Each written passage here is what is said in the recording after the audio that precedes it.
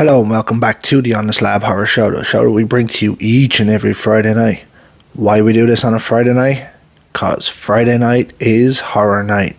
Welcome back to the show, folks. As you can see, full house this evening. This is the cast and crew of probably one of the most anticipated horror movies coming out of the UK this year. I've been following this for a little while. I know some of us tried to line up before, and you might see a previous face in Shaylee down there in the corner. She was on a couple of weeks ago. But this is a movie that's coming out hopefully later in the year, hopefully not too far away, in season 13. But as you can see, there's a full house. I have the director and executive producer, Mr. Jack Hoy. How are you, sir? I'm very good. Thanks for having us on the show. It's a pleasure. Absolutely. Thanks for taking the time out of your day to come on. I know we're all actually on the same time zone, which is a change for me. And then we have the producer, the co-writer, and the host of the film, and Mr. Lewis Sander. How are you, sir? I'm good. How are you? Not too bad, mate. You? Good. Yeah, very good. Excited to be here. Absolutely. Pleasure having you on. Thank you. And then what we have is, I don't know, should we go with this? The serial killer? I don't think that's fair on you, Alex. You don't look like a serial killer. That's just a hobby, being a serial killer. That's the job on the side. I play a character called Grumpy. Nice. You don't look much like Grumpy. He was a bit smaller than you in Snow White. Give me an axe and we'll see. Then we have the Lola in the film, Miss Mia Evans. How are you? I'm good, thank you. How are you? Not too bad. Thanks for taking the time out of your day to come on. Yeah, I'm excited to chat. Absolutely. Can't be talking horror.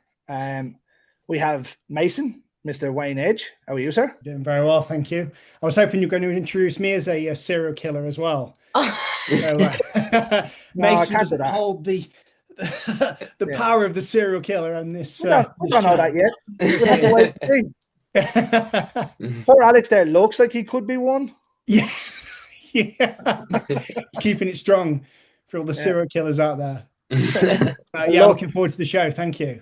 Thanks for taking that. Is that a snake tank beside you? Or a bearded dragon. Nice. Oh, wow. Nice. Yeah, she's asleep at the moment. She's the so she's the real star. Oh. And then we have Scarlett, a returning face from a couple of weeks ago, Miss Shaylee Reagan. How are you? Hello, good to be back. Good to see you. Didn't take long. I know, man. It's like a weekly thing now. We'll go bi-weekly this time. All right. Yeah, it's a deal.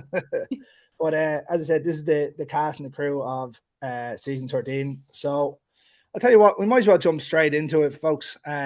Jack, Lewis, I know you were involved in getting it off the ground, obviously executive producer, director, co-writer. So where did the idea for this come from? Yeah, so it originated in June, and I had this idea of blending this couple's reality TV with horror, but I didn't really know what the landscape looked like. And as with most things in my life, I thought, this sounds really cool. Let's call my best mate Lewis. So I had a chat with Lewis, and Lewis has this unique ability, and I can't speak highly enough of his abilities as an actor and just as a creative to really flesh things out. And from the start, like, filmmaking isn't a solo sport. So we got into it, we started looking at the logistics and creative elements of it, and then all of a sudden we've put a casting call out. We've got over 1,000 submissions, and we were filming in November. So that's a really quick overview of it. Yeah. That's it. So it's a 5-month turnaround from idea to filming. Yeah. Impressive. Thank you. And then obviously we've got Tigger himself. Yeah. That's it, man. Yeah. Obviously, I'm a massive horror fan as well. So when Jack called me back in June and said, I want to do a horror film, but like a dating show, instantly I was like, this is great. Like, I've never heard of this before. And then on the call, we were like, how's this going to work? And then we basically sat down and we said, right, what's something we'd want to watch? And I said, I'd love like a horror film that's set in one room. And it is like sort of this dating show vibe. It sort of happens in real time in one room. So I thought, let's sort of, get an amazing team together. And it's very ambitious on paper. But then once again, because of the team, we managed to pull it off in such a quick turnaround as well. So it's like sort of short amount of time. And yeah, I'm proud of it. Awesome. Awesome. Yeah. It's always good though when you get those ideas and they actually come out Yeah. with it. I'd say there's a lot of amazing films that are out there that just never got made because someone didn't want to take a chance on it. Yeah. Yeah. That's it. We just said, fuck it. That was literally it. Like, he called me in June, and obviously you could go, fuck, there's a lot to do. But I was just like, I love this dating show horror vibe, like the idea of it. And then once me and Jack have this ability just to get on a call and just bounce off ideas, bounce off energy. And then every idea we had, we're like, yes, amazing, wrote it down. And we were like, bro, we could fucking do this. And then like Jack, so we put the casting call out, had amazing people come forward, saw some amazing tapes, had some amazing crew calls sent out, some amazing crew members apply. And I was like, bro, like this fucking team is like ace. Like this is like I'm to this day so grateful for who we assembled for it. And yeah, it's credit to the team for putting it all off, to be honest. Awesome. Yeah. Now I was reading the thing you sent me, Jack. So it's set like a game show. Mm-hmm. Yeah, absolutely. So it's a sadistic host kidnaps 4 couples and forces them to play sadistic survival games in front of a dark web audience. So if you think of Love Island meets Saw, you think of X on the Beach meets Terrifier, it's bleeding those two worlds together. And what we've got, it's currently in post-production, being edited as we speak. It isn't just a film, it's an experience, and that's the product. It's my belief that filmmaking sits at the intersection of creativity and logistics. And what we've done as a team is just bleed those two worlds together so amazingly. So yeah, credit to the team, man. Mm-hmm. Nice. I know there was a film that came out sort of the back end of last year that was like a game show host murder film with Jackie R. Haley called Your Host. I don't know whether you had a chance to check that out. No, personally, I haven't seen that. We just went really hard into the reality TV and couples-based reality TV, and leading it together with iconic horror films. Saw was our biggest inspiration. Saw was definitely, in terms of like the games and sort of the level of gore, Saw was the inspiration, and we thought, obviously, you got that horror fan base that come over from Saw. Then we thought we'd get people from like that sort of Love Island fan base, that sort of social media influencer fan base, and sort of merge them both together. Then you've got a winner.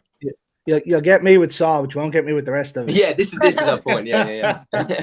No, I don't. That's what they all say. I don't do reality TV. I don't even really watch TV. I watch films, but not TV. Yeah. So we hope we can bring people from the horror world, the Saw world, and then obviously people from the influencer, social media, Love Island sort of reality, show world, and sort of bring two audiences together, and hopefully they get some enjoy. Obviously, the people that love Love Island might not like the gore, and then vice versa, but hopefully bring together two, fan bases.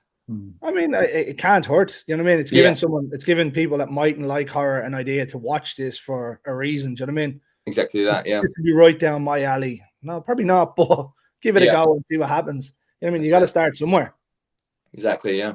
So, with the rest of it, how did you end up involved in this? Obviously, just applied in, or did you just know people, or who'd like to go first?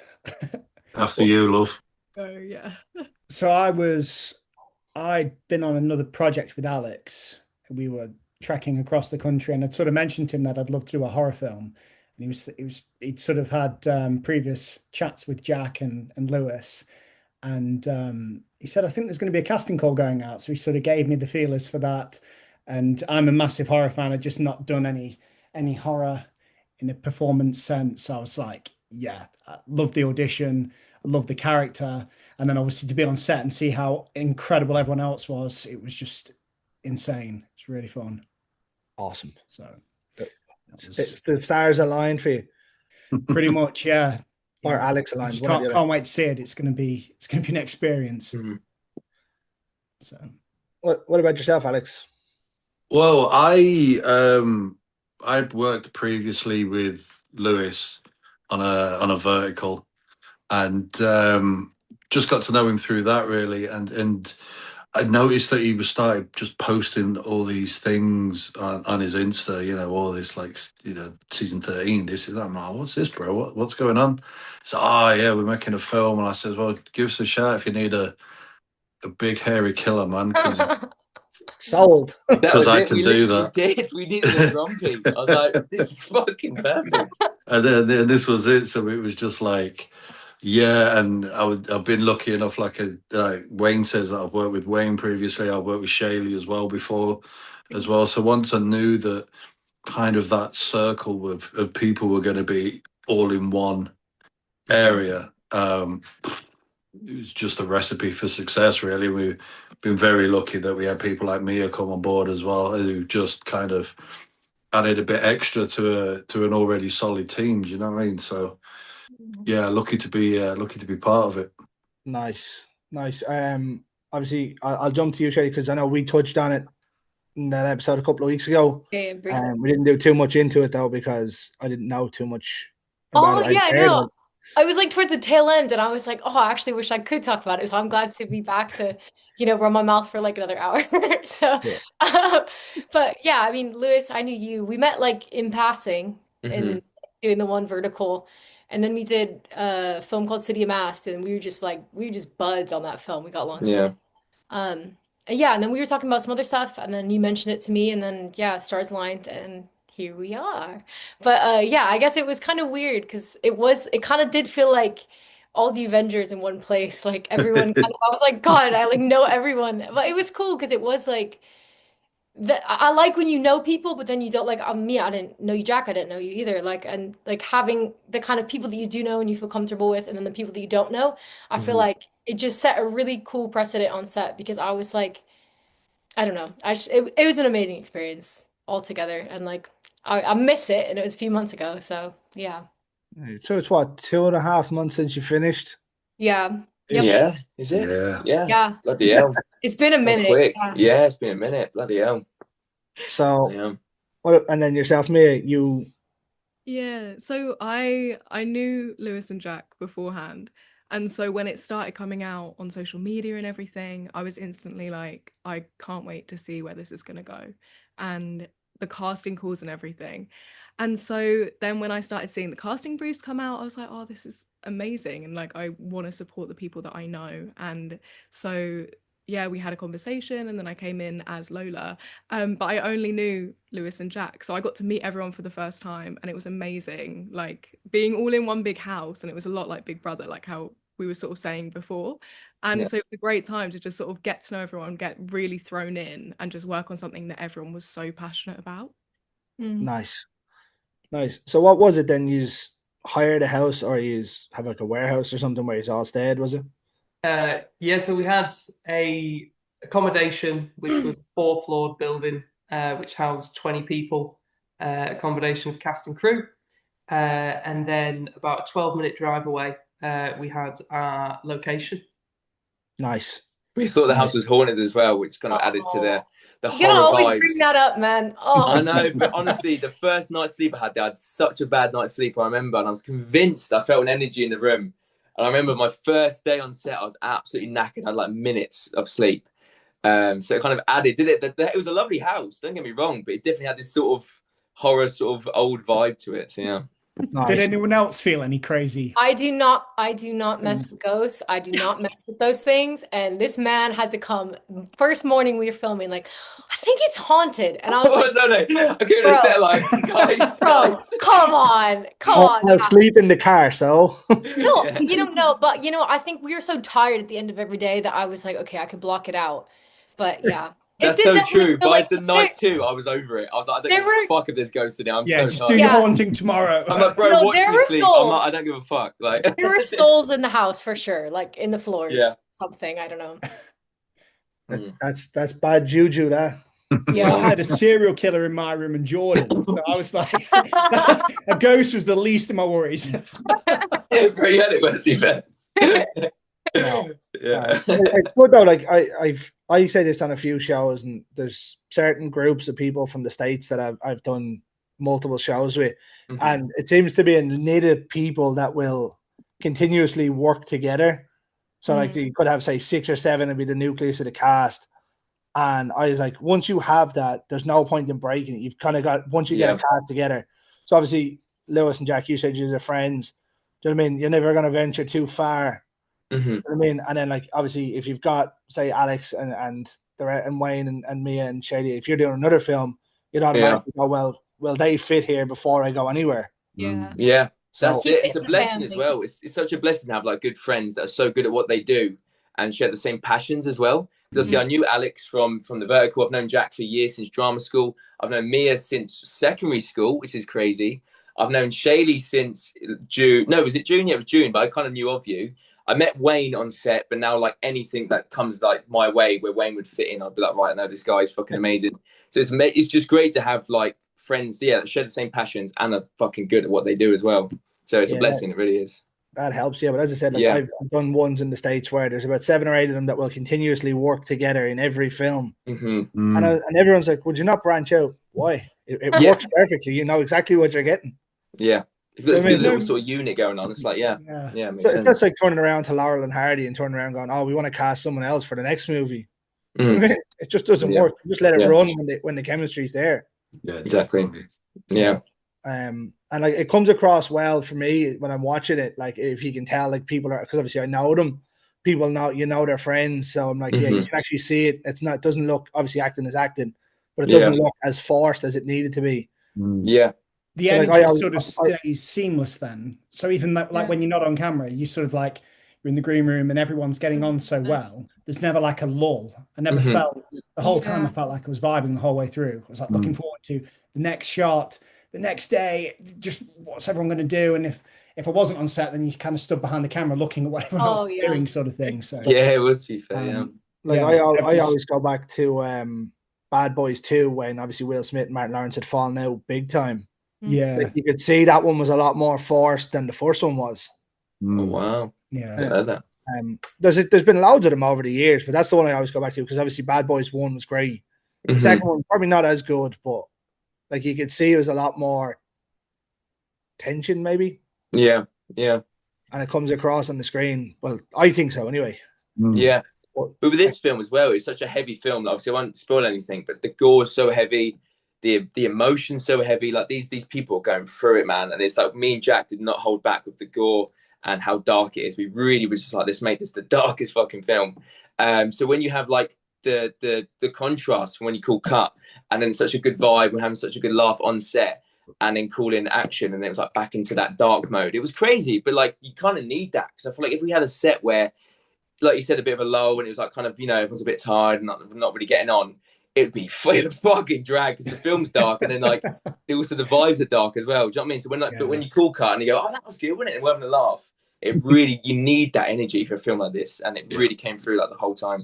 Doesn't help that the poor fuckers are covered in blood or something. Oh. Yeah. Yeah, I mean, Shady was like covered in blood for days, bro. I remember. I think, no, you know what? It was day 2 that I think I was the only one. By the end, it was like, okay, now at least I have people sharing my pain. Yeah. But it actually, I was so happy that I think that like, and the adrenaline was just kicked in. I sat in that room and I was just chilling. I feel like I could have stayed there overnight if I had to. I was just like, honestly, everyone was kind of like, I feel like everyone was doing their turns. You'd come in, someone would sit with me for a while, and then like people would go out, and I'm like, I could stay here literally all day. Like it was so. I don't know. It felt like, I think especially because we only had 4 days, it's weird because I feel this way, like even talking to you guys now, like I feel like adrenaline. And I think that you're able to kind of ride that through the kind of like really emotional scenes, but then like you guys said, kind of seamlessly going in and out of like being in character and then being with your friends, but then also like still staying locked in and not really getting too crazy or too kind of like far from like, you know, characters and whatnot. But yeah, it was like it was a crazy 4 days, and yeah, it's awesome. And then the whirlwind that'll come with it be even crazier. Yeah, Yes. that's it. 100%. That's it. So obviously I'm not an actor, so I've never been even on a film set that I know of. But like for anyone that's involved in it, right? Obviously Lewis and Jack and all of you have been actors. Like if you say die on screen, right? And you're covered in blood, you just have to sit in that while if they're doing a reshoot, or do you just have to get cleaned up and then come back? I had a shower after what I thought was one of a scene where I had a little bit of blood on me, and then I had to come back on set again, and I had to go back into the same sort. And I was like, oh my god, it was like the last day. It was one of the last shots, sort of thing. So, see, things like that, I couldn't do that. Like I don't like. So you know, like if you go to a chipper and you get a bag of chips, I have to eat that with a fork because I don't like grease or things like I wouldn't like fake blood. I couldn't. You I could couldn't not be in do a I horror love film it. then. Yeah, honestly, you get I love covered, it. man. I think it's because we basically shot in chronological order. You had to stay dirty, man. Yeah. Mhm. Do you know what I mean? You couldn't film say 10 blood scenes in a day and then go and get clean. And And come back. yeah, they go back and just like do the start. You know what I mean? So yeah, but it becomes second nature though. After a bit, you just get used to I'd it. say so. You're used to be just like I'm a mess. It don't matter. Yeah. Like even when I was younger playing football, if I got muck on my hands, I'd be washing it off on the pitch and everything. Oh. Really. I don't know what it is. I'm just like, no.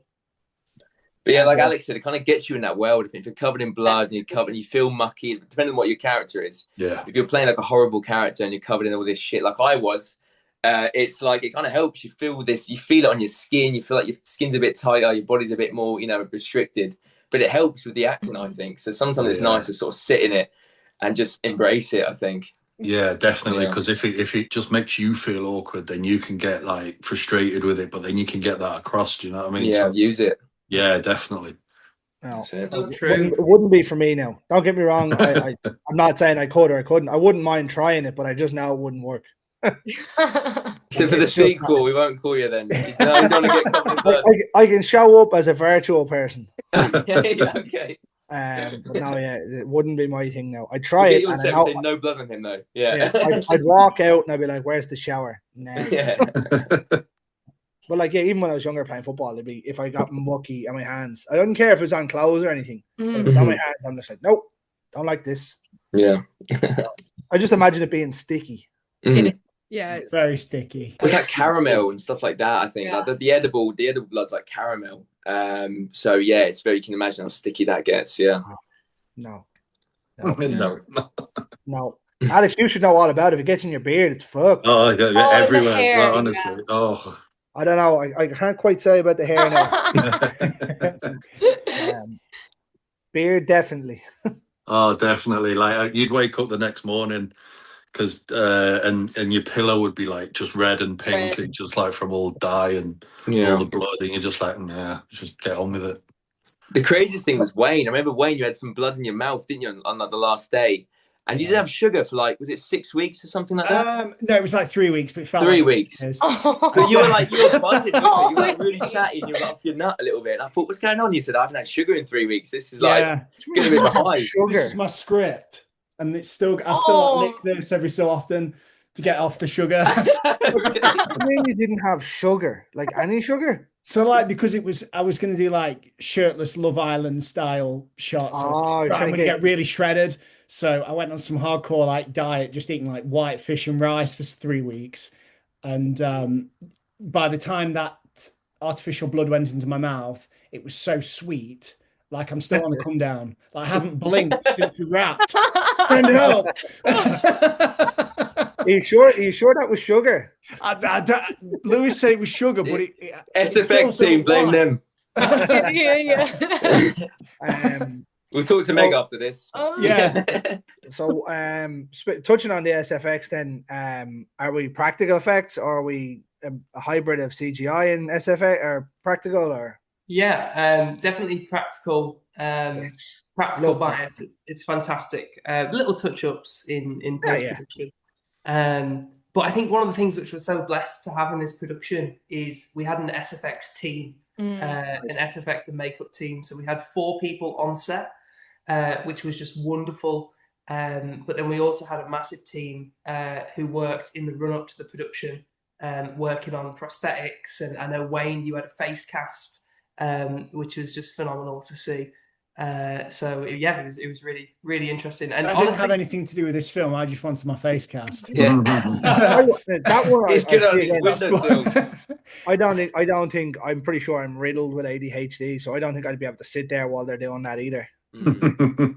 It's very peaceful. I think it's very peaceful, to be honest. It's like you kind of get engulfed by this thing and just sort of have like a moment like with yourself. Do you know what I mean? With your thoughts. So. Like the best you get me is if I'm in a tattoo chair. Like I've fallen asleep getting tattoos on a number of occasions. Oh, yeah, like out cold. But no, it was great practical effects. Like some of it, I don't want to spoil anything, but some of it was like I was on set watching it get made, and even I'm still looking at it like fucking hell. Like some of it was just so gammy to look at. But I really want to talk. Obviously, I don't want to spoil anything, but yeah, some of it was just like amazing pieces. So yeah, they were so talented, that team. The SFX people don't get nearly enough love in anything. Like our very first guest wasn't a special effects person that was on the show. Nick Benson. So he'd worked on The Abyss and The Blob and things like that. He was our very first guest, and I said it to him then. That was 3 years ago. I says, like, special effects don't get nearly enough credit. Yeah, in general. To make or break, really. If you get a really bad sort of effect, it's like imagine getting a film like this, and you're saying someone's getting their finger chopped off, and you can clearly see that it's not real, even though you're trying to do it with prosthetics. The illusion's gone there and then. Yeah, 100%, and no expense was spared in the SFX, so it really does shine. And to paint an image of like pre-existing material, it's like, have you watched the Terrifier films, Greg? Oh, I did, yeah, I love them. Yeah, it's I've actually had a couple. So I had the executive producer, and he was in the first one. Michael Levy was on the show a couple of years ago. So he went on to direct Screamboat. Oh yes, I had Phil Falcone, who was Damien Leone's right-hand man on the show. Shortly after that, so yeah, I'm quite enjoyed the franchise. Yeah, that's amazing. So yeah, it's like Terrifier, but if Terrifier was like a 50 at the dial, ours is like 150. It's like it's out of the world. Yeah, it's really good. I do love films with gore, right? So I think I said it to you, Shady, when we done the show. I don't mind gore in films, like if it suits the film. Right? But when it's shoehorned into a film just to have it in it, I get annoyed with it. I'm like, why? It's the same with with nudity and things. When it's not needed, you don't need to throw it in for no reason. Yeah, just to get the good-looking girl to get naked. Do you know what I mean? Yeah. This is what me and Jack said when we were writing it. We were like, right, like in terms of the scenes, obviously I don't want to spoil anything about the plot, but in terms of the scenes, like, you know, in between these big, you know, gory moments, we were like, this is why I was so grateful for the team we had, because it's like they ground it, like they're just acting ability and just them as performers really ground the world. Does that make sense? So it justifies the gore. It's not just gore for like gore's sake. That's one thing we really wanted at the start. We're like, let's write something where it feels real. It feels like it's something that could happen, and these amazing performers are going to ground it sort of in realism with dialogue and with whatever they can use. But does that make sense? Does that make sense still? Yeah, absolutely. Yeah, so that was kind of something we really wanted to sort of nail was, just not having gore for gore's sake, like you said. I think that there's issues with that, though, when you have certain films and it's just continuously big kill after big kill after big kill for no reason, just to spend the budget or to make it look exceptional. That's what I think Terrifier done really well. It had that one big kill in the first one with Katrina Corcoran when she got sawn in half. It had the Killing Alley one in the second one. I think the third one probably went a bit higher than I thought it should have. There was a lot more big kills in the third one than the other ones, which was kind of a bit annoying for me. But it is what it is. Like, it was still a good film. But like when it's just thrown in your face with so like take Hatchet. I don't know whether any of you have seen that franchise. Adam Green. It was Kane Hodder got given the keys to the franchise of a new slasher, and it's all gore all the time, which is great because it's the way it's done. But like if you had, say, this film where it's a more serious, out there tone, and then you're just throwing it all in all the time, it's like, well, why? Yeah. And exactly that. What me and Lewis talked about was having this almost like a musical score behind the gore, and thinking of having it like crescendo and climax at the end, and different tonal qualities. The gore has been done with so much nuance in order to convey the story, instead of just, like you said, just throwing gore for the sake of it. Yeah, and you want to care about these characters. That when these awful things happen to him, you want to care about it. I think that's what makes gore scary. It makes it effective, as if like you actually care about the person who's getting the fucking arm cut off. Like if you're like, oh, they're dead now, I don't know who that is, I don't really care for him. It's like, okay, but if you care about this person, if you feel connected to this character, and now they're getting chopped up, there's gonna have these feelings of like, oh no, I didn't want that person to die, or I did want that person to die. Wherever it is, be having feelings about the gore, if that makes sense. You're not just watching someone, you know, for the sake of it. That's also a massive thing with horror, I find. There's a lot of movies now that I watch, and I can't connect with anybody. Yeah. Like, I watched the 2022 Netflix Texas Chainsaw Massacre. Oh, I've not seen that one. It was absolutely atrocious. Mm. Absolutely atrocious. But there's not one likable character in the whole film. And like I think I said it to you, Shady, as well. I normally root for the bad guy, straight from the start. But like, I couldn't even get behind that. I was just like, there's nothing here. It's just painless watching, painful watching. Yeah, I think there's a fine line though. If you keep rehashing old stories, if you keep telling the whole, it's like, because you've seen Texas Chainsaw Massacre, like the original, and Rob Zombie and everything like that. But like season 13 is original, and I think that's what people are going to be attracted to. Do you know what I mean? So it's like it's not anything that people have seen before, or it's not a rehash of anything.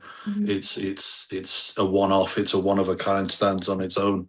So hopefully, well, they will like it. So there's no hopefully about it. Absolutely, got to be positive here. That's it. All positive. But see, I think that helps as well when it's something new that people haven't seen, and people will gravitate towards that, going, "Oh, I haven't seen anything like this before." Obviously, we've seen Saw, we've seen, well, yous have seen Love Island, I take it, but I haven't.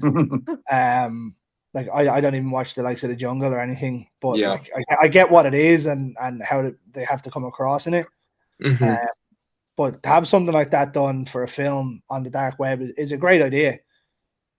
Thank you. Well, I feel like from an acting perspective as well, and I think this is props to Jack and Lewis. I think that even though obviously the circumstances are bizarre, I don't feel like, and you guys probably, Mia, Wayne, you guys can attest this as well, like it all felt very realistic in a really weird way. Like I think that like as an actor, we could sit there and be like, I actually could imagine, like there are sick people out there. Like I could imagine something like this happening. So I think that even just kind of like attacking the script from the beginning, like and starting to kind of be like, okay, well, how am I going to play this? Blah, blah, blah. Once we were in the room, like I feel like in my brain, I could completely like kind of rationalize it in a way, even though like when there was like the gore was extreme or whatever, it didn't seem like it was like indulgent, I guess. Where I feel like some horror films, it's like just for the sake of indulging in it. I feel like season 13 does a really good job of like, even though it might be like extreme, it's still like necessary and it still makes sense within the world and like within the kind of story that you guys are trying to tell. But as an actor, I think I've definitely done horror films where you're sometimes looking around and you're like, who am I? Like what is my purpose in this? And I think like actors, like you're always trying to find more kind of like, I guess like you're trying to ground your character, but sometimes the script is just not there where you guys, the script was there like from day one. And I think the characters were all there. And I think the relationships as well, because I think you very easily could have just had like couple, like where everyone like you kind of felt each relationship. And I like as like a viewer as well, because I guess like our characters are like meeting each other for the first time, whatever, like looking at each other. You could kind of look at the relationships and really feel each relationship kind of set on its own, which was really cool. I like that goes back to the other point of you have to be able to like characters in it, because if you've disconnected with no characters in this, you don't care. I think the movie will go very flat very quick.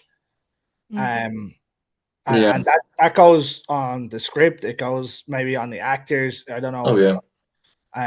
But obviously listening to you talking about it now, it's obviously a lot more deeper than just two random people thrown together as a make-believe couple. Obviously that's what acting is anyway, but there's obviously more to it. Like you seem a lot closer than what you'd see in certain films.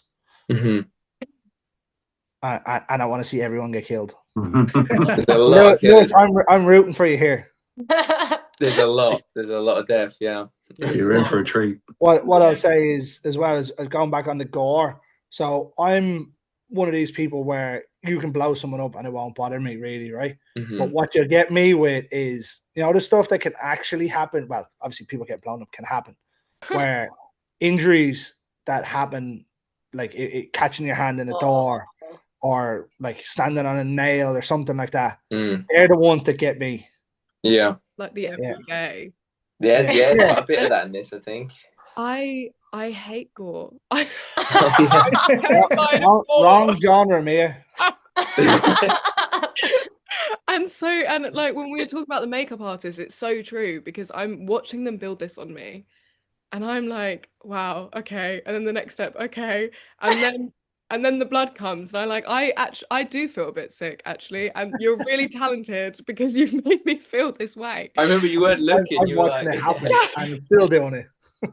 Yeah, Lewis is right. Like there was a time when I was like, I'm not gonna look until we're rolling because I'm gonna feel sick instantly. And it's gonna be amazing. I read an article, I can't remember what actress it was, and she was doing her first ever horror film, but it was a big budget one. And the first day in makeup, she got sick everywhere. So they had to put her in like a sleep mask. So when she was getting the makeup done, so she wouldn't see it right up until maybe 2 minutes beforehand. Yeah. okay, now. Yeah, so they had the squibs and all coming out, and then they'd obviously be tied away. Yeah. And then she wouldn't see what's coming. And then halfway through the scene, they'd release it, and it'd be like, okay. Oh, Bloody hell. I think if you're that bad though, that's the time when you don't go to horror. It's just I suppose like there could be any film really, couldn't it? Like you could be in a car crash in a drama. Yeah. So but I remember you saying it helps though sometimes, isn't it? If you don't like horror, sometimes when you're in that world, you can help the fear, I guess. And I love working in like sort of horror, and I work as a fight performer as well, so I'm around gore all the time, and even though it makes me uncomfortable, it's actually so useful because there's no thinking how would I react in this moment because I am just reacting. Like did you say you're a fight coordinator? Fight performer. Oh, nice. So, yeah, work with weaponry and fight coordinators on like different things, mainly like music videos and that sort of thing. So you're just a general badass then? That's it. Is that what you're telling me here? Out of all these people that are on this show, you're the one that's going to walk out of a locked room? Maybe. Alex, you're letting the bearded side down here. Well, it's always the quiet ones. Yeah, the ones that are always standing in the corner. Yeah, exactly. Always watching. Right, so I touched on it earlier. It's due out sort of later in the year. Yeah. What are the plans for it, or what are your ideas? Like, is it going hopefully cinema? Is it going premiere or? Yeah, totally. So the plan is at the moment to give you like a full overview is that it's currently in post-production. Right. Once it finishes post-production, it then goes to the film festival circuit. So there'll be several premieres in that sense. There's also more info regarding premieres, which I can't quite say yet, but if we just call it like a premiere sphere, if you will, it goes through that sphere. And then it goes into the distribution world. So yeah, what a global, worldwide release. Everyone's work's going to be seen around the world, as it should be, because it's phenomenal. Nice. That's always good to hear, though, rather than just going, well, we're going straight to, obviously I deal with more people in the US, so it goes straight to Tubi, where they don't get anything for it, or you just get lumped into 1,000 other films a day. Where over here it's a bit different. Obviously, we have Amazon, and like, I don't know how the films work on that, how you get paid from it or whatnot. But like, at least you get more in it with Amazon. Like, it's not just a million films lumped in one go. Yeah, and whatnot. So, and I'm quite intrigued to see where it goes, and I'd be intrigued to see, like, from the sounds of it, it probably should have a cinema release somewhere, even if it's just a premiere or a couple of limited shows. Totally, man. Totally. It's going to be huge. It's going to be absolutely huge. And on that note, there are some announcements about season 13 which are mind-blowing. Announcements which, as a production, like, I've become aware of within the last couple of weeks, and I can't say anything too much, but there's going to be announcements, and it is like huge. It's absolutely huge. So can't do this to us, Jack. That's the biggest tease ever. Yeah. What he's trying to say here is the big announcement is that you're inviting me to the red carpet premiere. That's it. Surprise. And you're in simple. the sequel. Yeah. What happened? First death, covered in blood. That's it. Yeah. The shower will be ready. First scene, just in a shower of blood for no reason. What happens? Cover him in blood and let him fall off a balcony. That one I'll do. That's it. No, it's exciting. I'm very intrigued to see. Obviously, I've been following yourself, Jack, for a while, Lewis as well. With what happens with it, obviously, I'd seen things pop up recently, more so because obviously it's becoming closer and it's now in post production. You said, so we'll be seeing a lot more probably on Instagram and stuff. Absolutely, man. And like it's like the cast and the talent. Like I can't speak highly enough of it. And the crew. Like we had as a bit of trivia, the same camera that shot Army of the Dead, Zack Snyder's camera, shot this film, and the production sound recordist and boom operator has worked on everything from Black Mirror to the Lego Duplo movie to Love is Blind and everything in between. So it's really hard for films to look and sound this good. And then you throw the cast in there as well. It's fireworks. Yeah.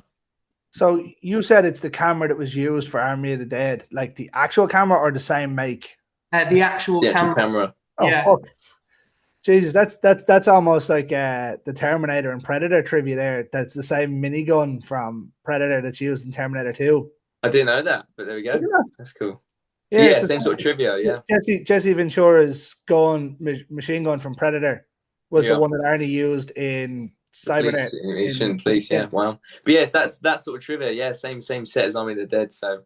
Jeez, I'd say that. And yeah, Jem, our sound guy, was just, he's worked on, massive sets. And yeah, phenomenal guy. So great. Like I said, so grateful for the team. Like when we first got them all together, I said to Jack, I was like, mate, this is incredible. Like the cast, the crew, everyone, SFX. Yeah, just pinching yourself sort of moment. So then the real question is, who was the biggest pain on set then? Probably me. It's pretty me. I'm only joking. Normally you get like a bubbling feeling. Everyone sort of like gravitates towards like a similar sort of answer. Yeah. I can't think of any, like, I loved everyone. It was like, everyone was cool. There was no one who was like, oh, they're going to be trouble, or it was just literally, that sounds so like silly, but that's the truth. Like, everyone got on really well. Any sort of thing. That's awesome though. Normally it's like you hear from so many films where there's one person's a fucking dickhead and just doesn't do anything. He just doesn't fraternize, just simple as in and out of thing, and that's it. I just spoke for everyone then, so they're all probably thinking it was me. Oh. I love how everybody went quiet. That guy. Oh yeah. The guy that kept talking about the lizard. Yeah, that guy. But no, it's a good point. There's no bad energy at all. It's all like sometimes you get somebody who might bring like a bit of a lower energy than the others, if that makes sense, to a set, and you sort of notice that energy. But yeah, everyone just sort of brought amazing energy from like all different departments. So yeah, there's not really a lack there at all. So normally I only ever kind of have one or two people on at once. So this is a question. I don't know whether it'll actually count in, but how many cans of Red Bull or Monster do you reckon you went through on production? Oh, I mean, I might be able to actually give you a semi-accurate number here. So it was instant coffee, which was the culprit and ally at the same time. It was a double-edged sword. What was the second one? It was like a culprit because it would get you wired, but then it was an ally because you had to be wired, man. Yeah. So I mean, in terms of the cups of coffee, oh, man, I mean, it was a lot. We had 2 extra large portions of this like really strong coffee, and I was watching Jordan scoop it in, man, and he was doing such a good job. Alex, I think you sorted me out a few times, and I was like, man, just appreciate this. So we went through a lot, is the answer. Jordan actually works as a barista now. He loaded so much into his bag. He's started a little mini business. Yeah, I passion on that set. With me, that wouldn't really bother me. You can be a barista or not. I get coffee and I fill it up with milk and I'll drink it straight down in one. So, it's the right way to do it. Straight in. But no, the good thing about our set, a lot of horror films have done like night shoots, and they're the killers is night shoots. Because obviously a lot of horror films are set at night. But with our set, you could film during the day because it's all blacked out. So Nice. it was nice to actually have some sort of normal hours on a horror set, because normally like horror films, you just kind of get used to it. You just think, right, it's gonna be night shoots because it's a horror film. So that's when the Red Bull and the stuff like that comes out. Like the hard stuff comes out at 4 a.m. But we were quite lucky that our hours weren't too bad. So it was just coffee. It was still a lot of coffee. Don't get me wrong. Oh, it's a lot of coffee. What you need to do is find yourself a nice little Turkish coffee shop and get some Turkish coffee. Ooh. Yeah. Oh yeah. Deal. I did. I don't like it myself now. But my boss bought it for me one day a couple of weeks ago, and I'd say I drank maybe a quarter of it. You have to keep storing it because it gets real thick. About a quarter of it, and I was wired. Wired. And I used to drink sort of 3 to 4 liters of energy drinks a day. Wow. When I was younger, so I don't know whether it were in Tesco. Do you remember the bottles of Boost they did that were like €1? Oh yeah. I used to go through like 4 of them a day. Yeah, wow, bloody hell. I was like, no, but this coffee just fucked me. I was done. Sit and drive at home in 2 hours of traffic, absolutely wired to the film. I think I could have ran home. You carry the car. Coffee works. Yeah. Coffee works. So then I'll tell you what, I'll try to use a couple of questions before we finish up because I don't want to keep you. I know it's late in the evening as well. What were the biggest challenges on set, or was there any? Ooh. Even if I'll try that out to all of you if any of you had anything. I think for me personally, it was because I was sort of a producer on this as well, and co-director at times with Jack, and a fight director at times as well. I found it hard sometimes because I think when you're just an actor on set, like I'm someone that likes to get really sort of deep into the character, really trying to stay in that mindset, whether it is like music or something like that, just stay sort of in that headspace. So a couple times I had to sort of, Jack, do you remember I had to go upstairs for a bit and sort of I'd be doing like a fight directing piece with everyone, and then they'd be like, right, Lewis, we need you for your scene now. And I'd be like, I'm not ready. Like, I can't just. So I'd go upstairs for like a minute, and it sounds really weird, but I'd have to just sit in the dark for a minute and just sort of maybe put some music on, go over the lines, or I don't know, just talk to myself. I don't fucking know, some weird shit upstairs. You're doing the Nicolas Cage thing from Gone in 60 Seconds. Oh, I've not seen that, but is that okay? Yeah, maybe that kind of thing. You've never seen Gone in 60 Seconds? No, not heard of it. Sorry, if I lived under a rock, I don't know. Is this like a... You say you've never heard of it? No, I never heard of it, bro. A film about stealing cars. No, I'll have to check it out. But yeah, I did that sort of thing though. I had to sort of just take some time, and then I'd come back downstairs, and then the producer hat would be off, and then the actor's hat would now be on. And I'd be like, right, Jack, I'm ready now, bro. Nice. So that was something personally for me that I found it hard to sort of flow between. And some people do it so well. I've seen other producers act, and they just sort of just jump into it. And hats off to them. I'm talking a lot about hats, but hats off to them. But for me, I needed that minute and that time in the dark just to sort of get into. Because it was a dark character, and I really wanted to sort of, give it my best. So yeah, I needed that couple minutes to myself. But everyone needs that from time to time. Yeah. So. And just jumping on the back of Lewis's performance, like, my God, this is the greatest horror villain that's ever been in any film ever. Like, you talk about the horror hall of fame for villains, well, the host just comes along and murders them all. Like, it's amazing. I love you, bro. It cannot be understated. I love you too, bro. I've been living under that same rock, baby. That's a bold claim to make now. That is a very bold claim to make. Right. We'll see. But see you on the interview post-film release, and I guarantee it's the best. Thanks, man. I'm pretty sure I have the greatest horror villain tattooed on my arm here. All right. Okay, cool. Is it Lewis? Host. No, I've got it right. It's blurred out. Oh. That's it. The background keeps blurring it out. It's a big Freddy Krueger portrait in my arm. Oh, sick. Oh, okay. So, I don't care if it was an Oscar-worthy performance. It's never going to beat that for me. Oh, that's nice. That's the greatest horror villain of all time. Well, you got space in the other arm, so. Couple legs. Yeah. I've got bits. On the neck. Yeah. They're the job enders. They're the career enders. No, appreciate it, bro. Yeah. I'm really looking forward to it. So it's something due out later in the year. Yeah. The real question is, when do I get to see it? I don't care about everyone else. All right, I can maybe sort you out, man. Give me a few months. Yeah. Obviously, no. I'm only joking. I'll see it whenever it's available. But like I'm from this interview alone, obviously just the brief things I've seen and the way Shelley spoke about it a couple of weeks ago, I'm hyped now to see it. As I said, obviously love Saw. Not so much the other bits, but I'm all in. Yeah, I am all in. Appreciate it, man. Thank you. Appreciate the support.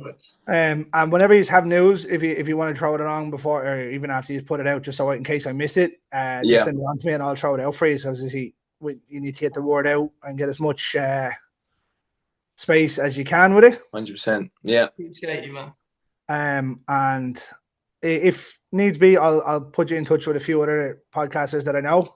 Yeah. Some over the stateside. Get the word out over there. Brilliant. Appreciate it, bro. But obviously, I do this every time, right? Before I finish up, I'm going to ask you, give me your top 5. Shelly, you don't have to do it because you only done it a couple weeks ago. All right. You can do it again if you want. If they're going to change, yours, guys. I'll take a nap. Yeah. If you want to do it again, you're more than welcome to do it. And throw me your top 5 horror films. Oh. Who wants to take the plunge? Yeah, all time. This is tough. Fuck. Okay, let me think a minute. Like, obviously, the Nightmare on Elm. Are we doing this all together? Are we all having 5? Yeah, if you want to go all 5, yeah. It's like Nightmare on Elm Street, Halloween. I love Terrifier. A new one would be probably something like, it wasn't very horrifying, but like I really enjoyed like Sinners as like a new, Sinners was different and fresh. And then like The Substance was really good just recently. I'm thinking on new ones now. I didn't watch that actually. That's like body horror. Yeah, not my kind of style, but I heard it was brilliant. Yeah, some of the collectively, I imagine we all speak on the same page. You've seen so much horror, you sort of nullify to it a little bit. And I think now the scariest things are things like, I was just watching that thing on Apple TV, that Pluribus, where everyone's on like a hive mind, and that just scares the shit out of me because it's so like observational and real.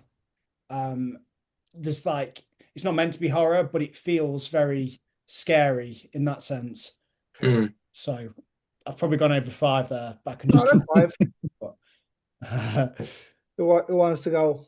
It's tough, man. Fuck. It is hard. I'd say Halloween as well. Like one of the Halloweens. It's got. I don't know which one.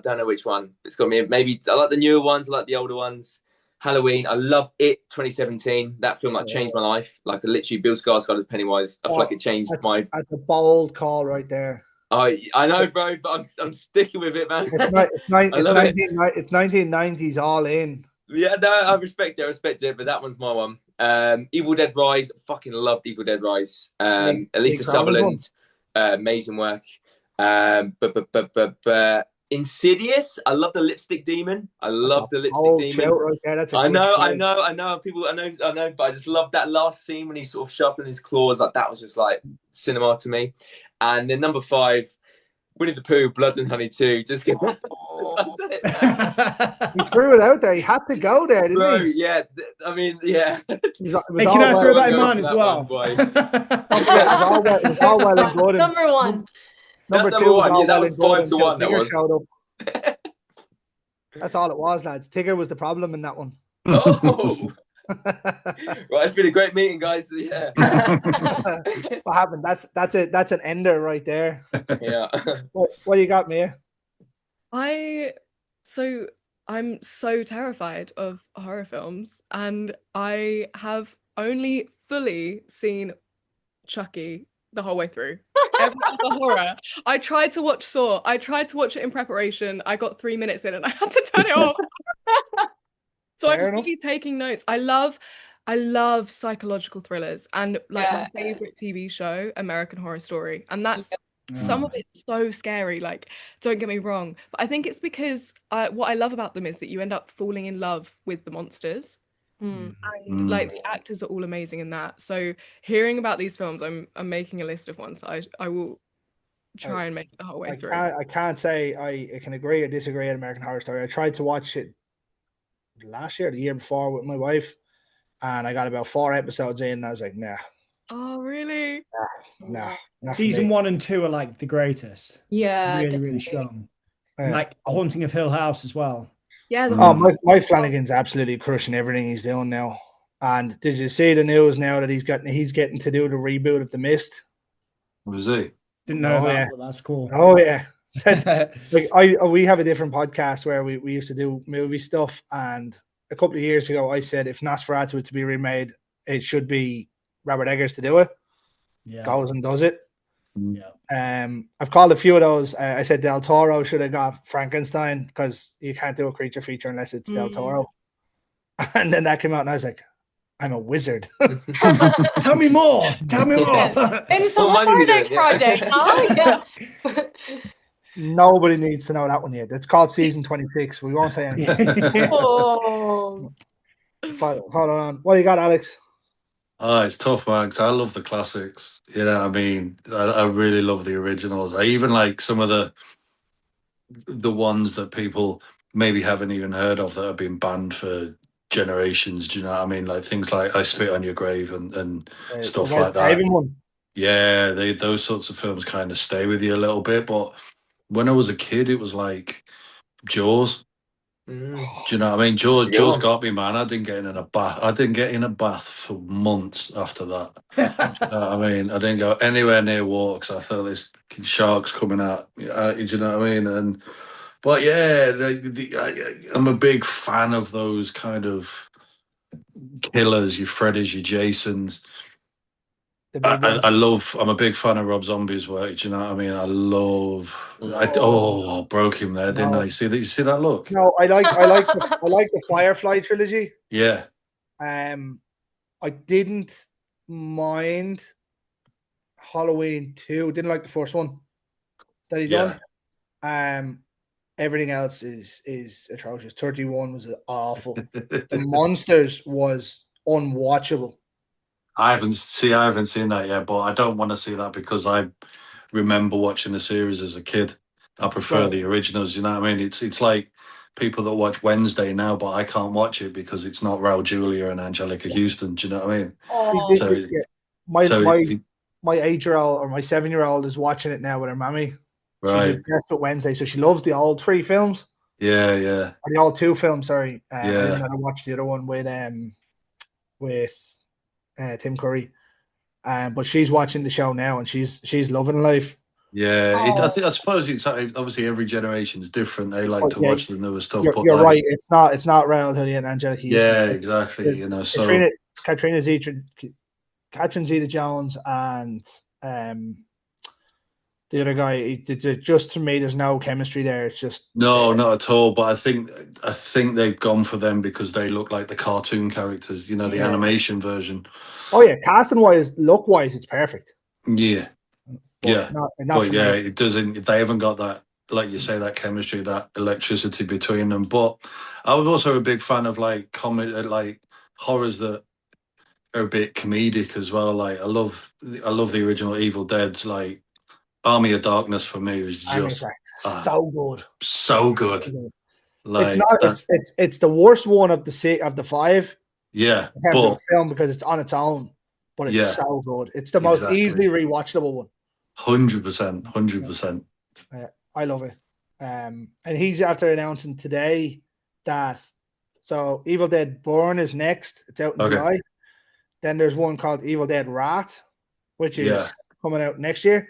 And then there's the last one called Evil Dead Heaven that he said he's going to be in. Right. Okay. So I'm all on board for Bruce coming back. 100, without a doubt. You can't have it without Bruce. I don't know. I like Freddy Alvarez. I think his one was the best, the 2013 one. Yeah. Alan.